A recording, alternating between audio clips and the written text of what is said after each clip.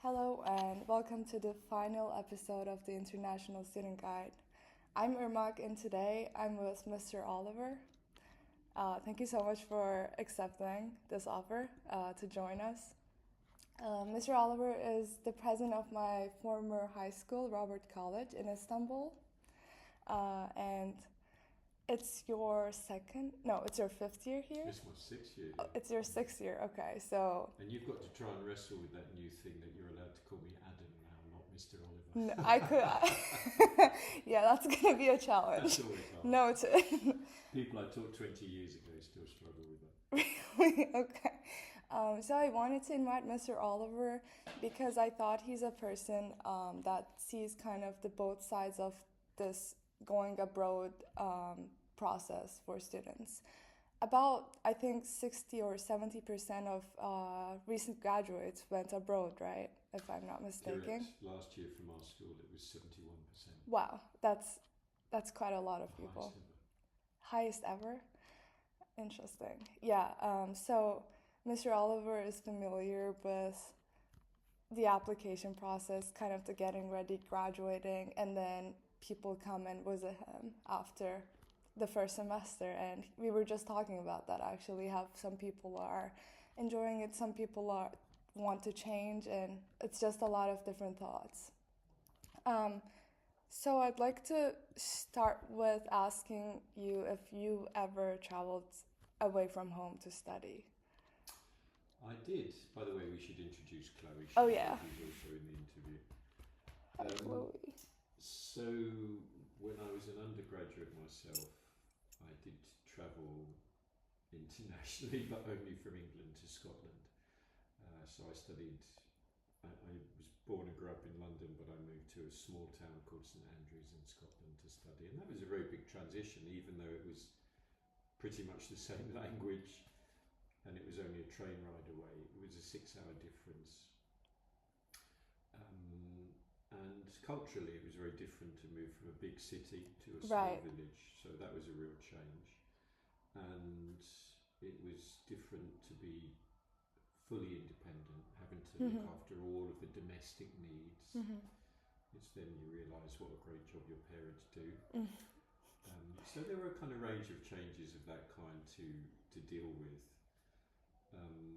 And since then, of course, I've lived and worked abroad for 13 and a half years now. 8 years in Italy and 5.5 years in Turkey. So I've had to experience later on what it's like to pick up and move to completely different countries where a different language is spoken.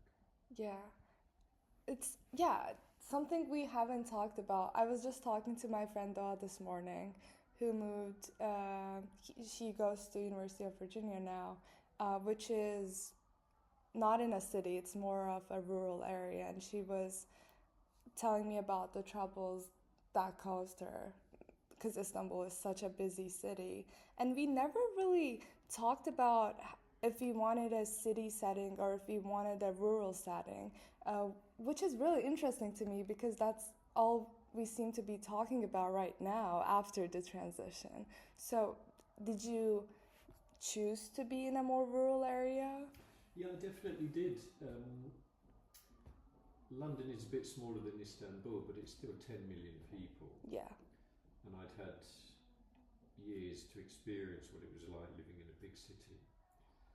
In comparison, St Andrews at that time was a town of only 16,000 people, of which 6,000 were attached to the university. So I was very attracted by the opportunities and the difference of living in a much smaller community, where instead of being anonymous I would get to know everyone. And that was true. By the second or third year walking into town, you would know almost every second person to say hello to. And that was great, actually, to feel part of that community. But of course there are downsides as well. A town of 16,000 doesn't have something like the British Museum or the National Portrait Gallery to go and visit. However, England being England, Scotland, the British Isles being relatively small, you're usually not far from a bigger cultural centre. So I could get to Edinburgh in an hour and 10 minutes. Okay. Which had all of the big city cultural assets that are fun to visit, and also the cafes, the bars, the pubs for social life as well. Yeah, you definitely sound like you made a more informed decision compared to us, where we kind of wanted to go to the best option academically. We often get fixated, don't we, on, right, here are my likely grades, and here's the maximum league ranked place that I can get to. And I understand that. The world is a competitive place. But I'd argue that most people, certainly most people graduating from our school, are all excellent, and they're all going to go to a good university. So why not go to a place that you really enjoy, that you get the most out of, that you perform highly at, and which maximises you for the next stages. Right. Rather than trying to, cut corners by just pushing for the best grade orientated class. I made the decision partly from my head being rational and so on, but very much from my heart. It was a passion choice to go there, having fallen in love with St Andrews very much when I visited. Visiting beforehand is always, if it's possible, it's always a really good step, because it does stop some of the surprises. That's true. Catch people out. In this series, I often mentioned that I had never been to Canada before packing up my suitcases and landing there. And I would also recommend visiting beforehand. But I know that most people, if you're going far away, don't have the option to do that beforehand, which is very real. So that's great insight. But I'm curious. So before I made this move, I never thought about teachers at our school that have traveled from the US and left their families behind, or maybe they came with their families, I don't know, but moved to Turkey, which is a very traditional, different, unique country. And I don't know how it would be to adjust to this country as a foreign person. And I never asked anyone how the move was like. I just thought it would be a smooth transition, because I had never experienced something like that myself. So because it's kind of a bigger move, I want to ask how that transition was for you, moving to Istanbul. You're asking the right questions in many ways. And of course you're asking yourself to be empathetic and step into the shoes of others, and that's it's a really important thing to do, and a useful thing to do. It's a key part of the journey from stopping being a high school person and being an adult in many ways, isn't it? Thinking about the choices that others have made. To go back first of all to when I was a student myself, an undergraduate myself, I took a few years out before going to university, and I think that's one of the best choices I ever made. And for people who haven't started their courses yet, I'd really suggest that you consider that option. I worked a bit and saved some money and did some learning socially, grew up a little bit, and I took the opportunity to travel as much as I could and see different countries and ways of living. And when I went back to university, I really wanted to be there.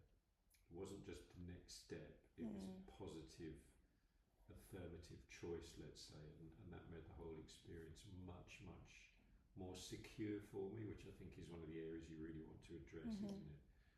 Making the right choice and the choice that will last. In terms of coming to another culture for teachers, you're right, it's just the same. And choices can be more or less radical, more or less adventurous. I don't think so many of us get a pin and just randomly stick it in a map. I think we probably plan and research a little bit. For myself, the two countries I've lived in, Italy and Turkey, are two of the three that I visited the most in my life, along with France. I see. So before we moved to Italy, where we lived for 8 years, I'd been on holiday many times in Italy, including spending a month cycling around Italy. So I'd seen a lot of the country, and I knew I really loved Italy and the Italian lifestyle. And coming to Turkey, again, wasn't too culturally strange or different at all, actually, because I'd visited Turkey 5 times before then. So I knew the city. I'd been to Istanbul a few times. I'd been to other parts of the country. I see. And also, it's at least the area that we're in now is part of the Mediterranean world that isn't so different from Italy in many ways. And it's a part of the world that I really like and feel an affinity for. So rather than any sense of trepidation, I came here with a real excitement. I see. That's really great to hear. I also admire the lifestyle of the Mediterranean countries, and sometimes regret not considering Italy as an option because it was not as academically rigorous, which is something to think about. Postgraduate studies. Exactly. There's always time, but I'd like to circle back on what you said about taking time off, which is something we, as Robert College students, dreaded doing, and we thought of it as failure rather than a conscious decision taken, because we're all at ages that we're very confused. We don't really know what we're doing, and rushing into university, I personally feel like a year off I could have benefited from, but I knew that I couldn't deal with the mental baggage that it came with, that I was causing on myself, that I was behind, I was getting older but not getting anywhere. I should be studying right now like all the other people are doing. So I think it's a very bold decision. How was that for you?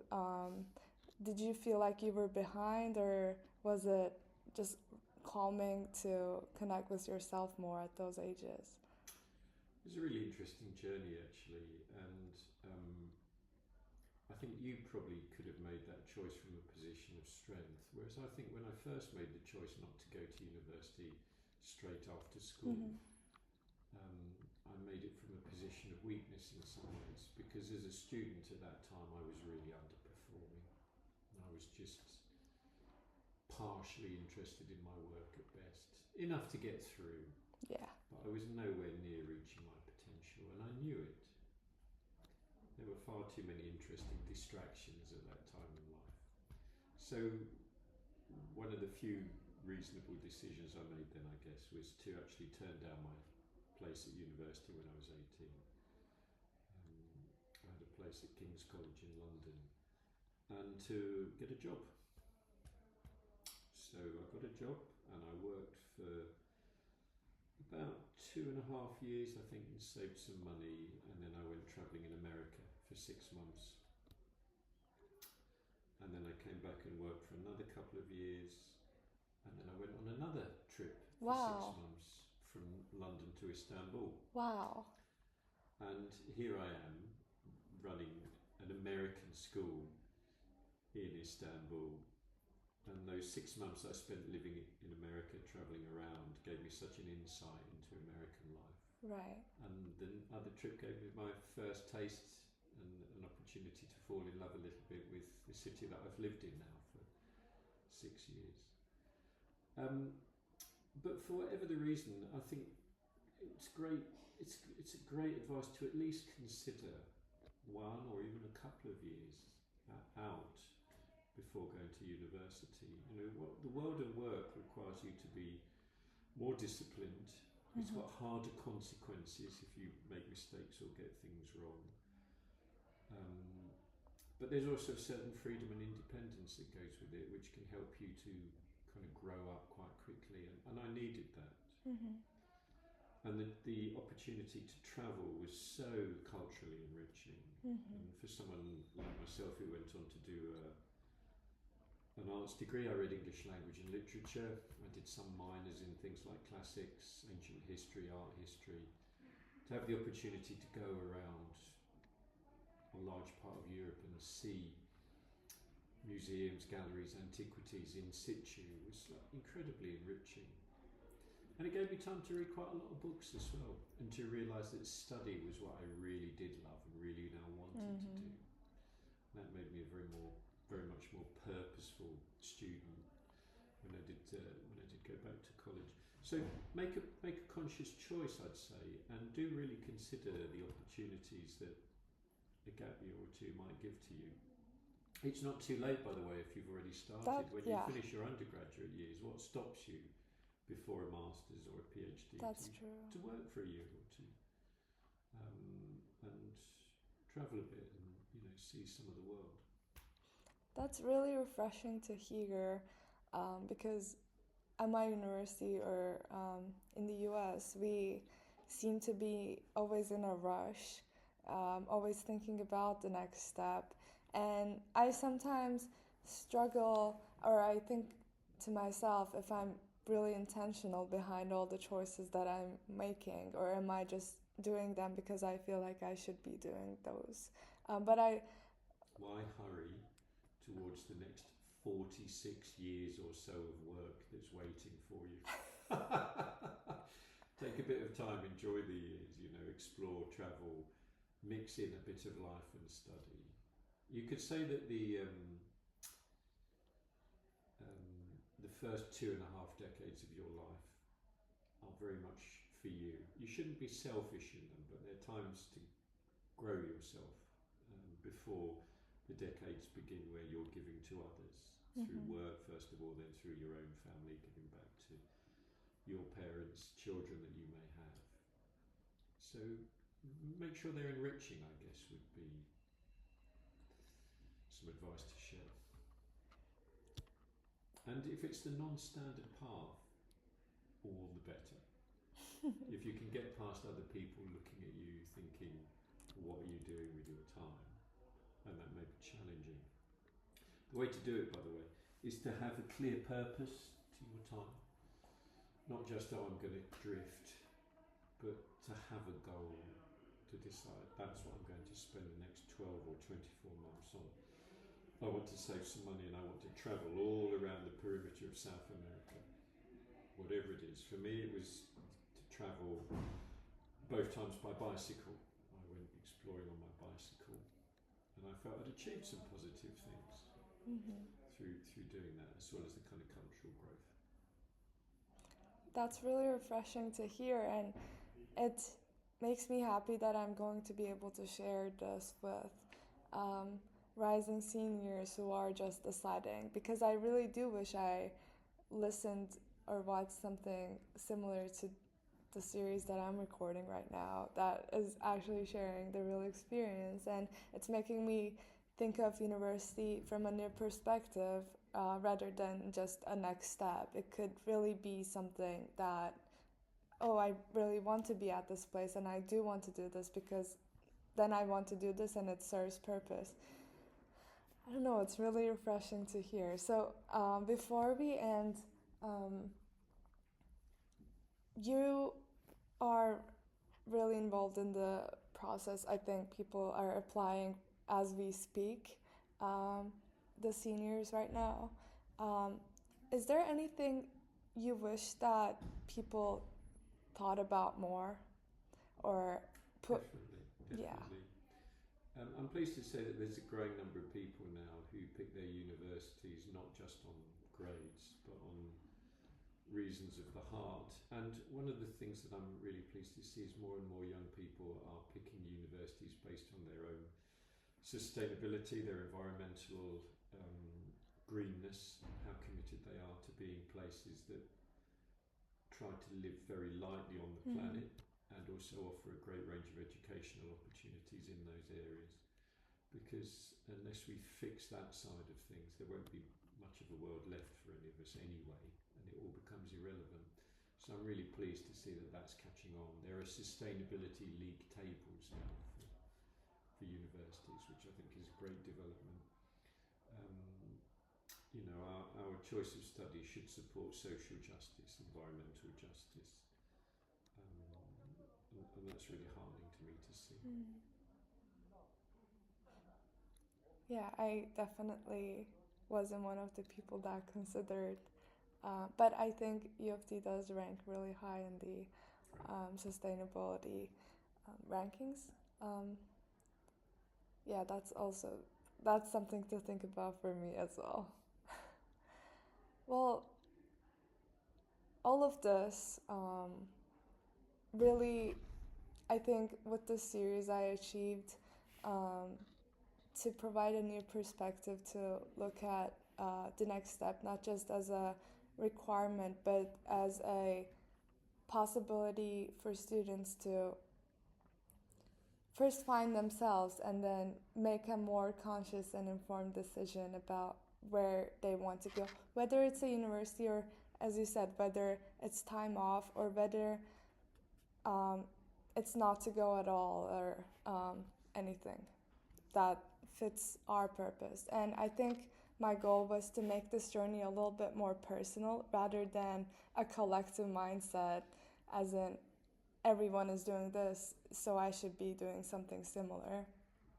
And thank you for being with me on this final episode. I think this was the way to end this, and I hope this will reach the right people. And thank you. It was a real pleasure to catch up with you again, to hear what you've been doing, and to see you're thinking about doing something so positive for the next set of people coming along.